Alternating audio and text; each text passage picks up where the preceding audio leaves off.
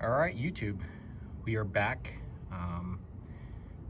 Last weekend, I was down in Georgia for iOS, and I had this rig down there with me, and several people down there wanted me to, really try to get back to YouTube, which is just very challenging for me due to time and all that stuff. But I figured we'll start back up with a rig review on this one here. And the reason why I decided to choose this one, you'll see shortly. But yeah, so let's dive into it. This is my rig that I call Mini-Me. And I call it that because of this. Some of you may have seen the reel that I've done, where I basically had the little one out in the street, and then I had the wife help me, and basically we zoom in close to it, and then I come back out and I drive off in the real one. So this is an 85 Toyota pickup truck that was originally from California. It was purchased by my friend Adam, and he wheeled it for a number of years, and then life kind of happened and it sat around for a long time. It was also broken from another outing where it sheared the shaft for the case for the doubler. It's a common 21 spline problem. A lot of guys will upgrade and go to a 23 spline to get some extra strength to try to prevent that.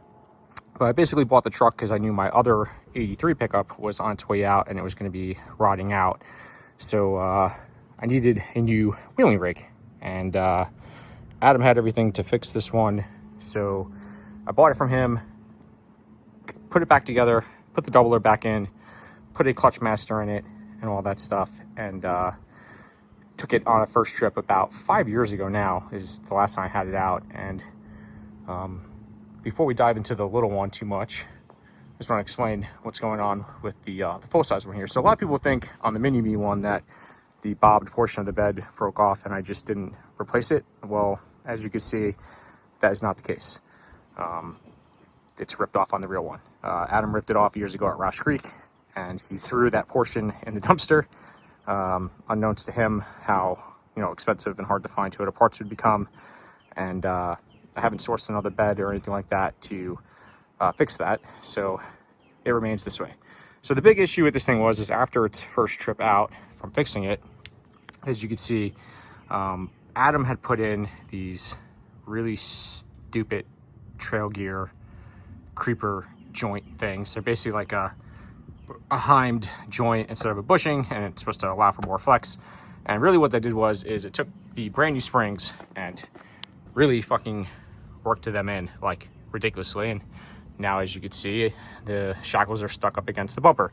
It also completely annihilated the bushings in the shackle because there's just so much freaking movement going on. So these things are terrible. So they're going to get cut off.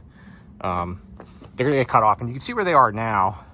They're mounted like here, and they're going to get slid back all the way to probably like here, probably pretty much towards the end of the frame, so that we can get a correct shackling. When I'm ditching those, I've got regular bushing eyelet style mounts, and we're going to get that fixed.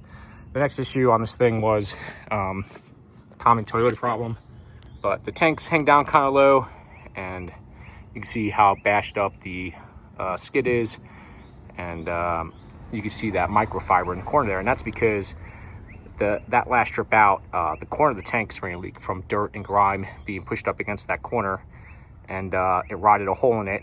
And as a band-aid fix, I got some of that putty from the parts store, cut up a tin can, smushed the putty onto that, and then globbed it up against there, stuck a microfiber in it to hold it extra tight, and we were able to get to the rest of the weekend wheeling it. So it was a band-aid fix, but ultimately it's going to need a tank, probably a pump at this point. It's been sitting for so long. You can just see what the wonderful Northeast does to Toyotas here. Just really rots the shit out of everything, but such is life here in New York. So yeah, I pulled this thing forward because I really want to get this thing fixed. And one of the other things that I noticed today is there's something leaking from the hydro assist steering. I don't know what yet. The battery's charging up. I'll show you guys the inside of this thing. So inside's pretty simple. You see it's got twin stick, rear case, dual case unit, 4.7-to-1 rear. It's got lockers in it, front and rear. It's got Bobby Longfields in the front, but it's still on the stock 410. So it's got kind of dead gears. It's not so bad on the 35-inch pit bulls, but I had it on 37s for the last trip.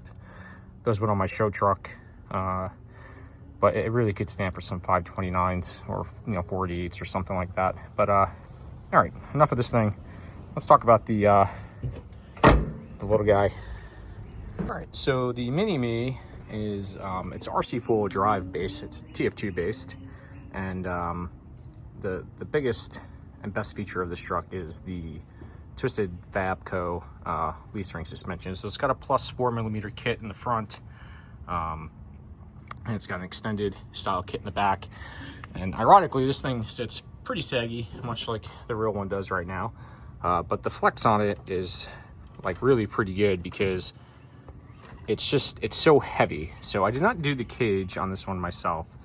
My friend Anderson Fab did it for me because I wanted to bring this down to USD the one year, and I just did not have enough time to finish everything I was working on and get this done.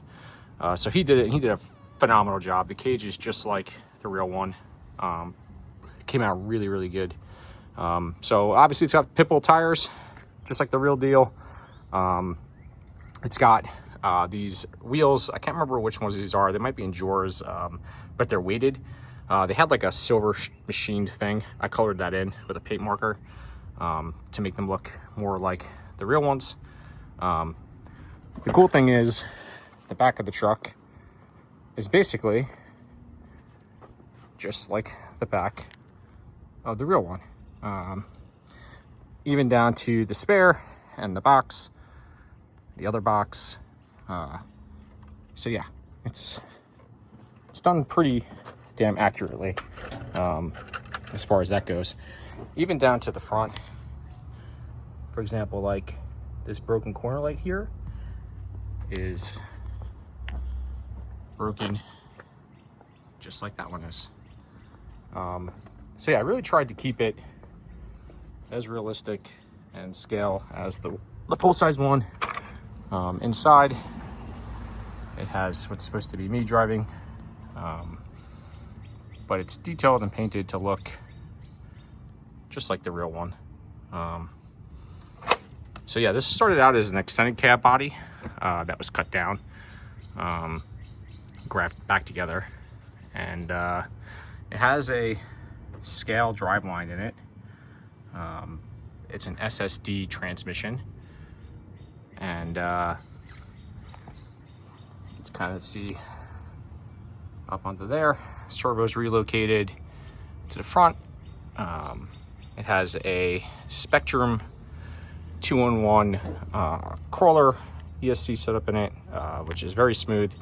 The front bumper is a CC hand, and it's shaped similarly to the full-size one, but it is not an exact replica. Anderson Fab did the rear bumper pretty damn close to the real one.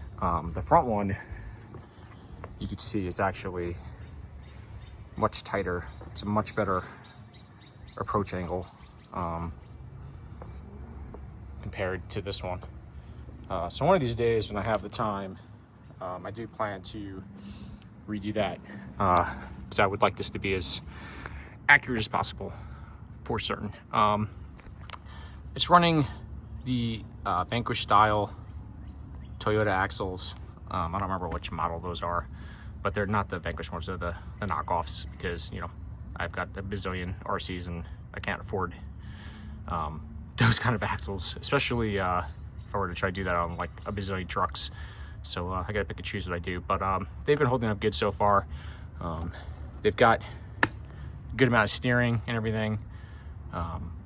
They work well. The shocks are just generic RC4WD drive scale shocks.